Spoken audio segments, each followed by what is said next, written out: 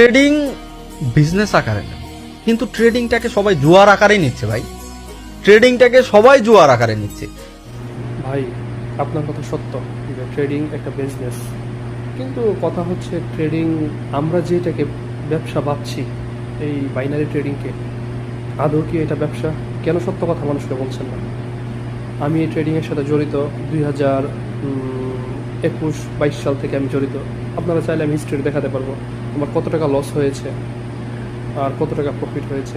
কিন্তু বিষয়টা হচ্ছে কি জানেন, এই বাইনারি ট্রেডিং আপনাকে পথে বসাবে, আপনাকে ভিক্ষার থালা হাতে ধরাবে, নয়তোবা আপনাকে এমন এমন পরিস্থিতিতে ফেলবে যেগুলো থেকে আপনি উঠে আবার সোজা হয়ে দাঁড়াতে গেলে আপনার এতগুলা বছর এতগুলা মাস চলে যাবে যে আপনি তখন বলবেন যে আমি ঠিক বলেছিলাম।